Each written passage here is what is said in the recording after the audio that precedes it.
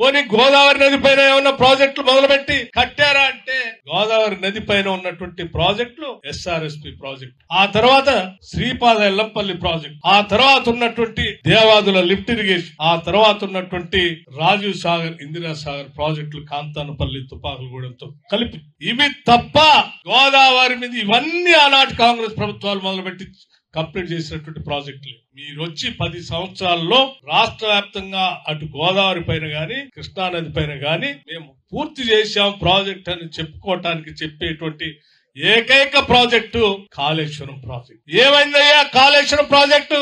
Doctor Babasaheb Ambedkar Pranahita Chevella project ని అక్కడ కట్టమనంటే 152 మీటర్ల ఎత్తులో దాన్ని తీసుకొచ్చి 100 మీటర్ల కింద తీసుకొచ్చి కట్టడమే కాకుండా 38,000 కోట్లతో అయ్యేదాన్ని 1,25,000 కోట్లు పెంచి కడితేవి అది కుంగిపోయా కూలిపోయా. అంటే మీరు ఆ గోదావరిలో కూడా ఏ ప్రాజెక్ట్ కట్టి నీళ్లను పారించినటువంటి పరిస్థితి లేదు.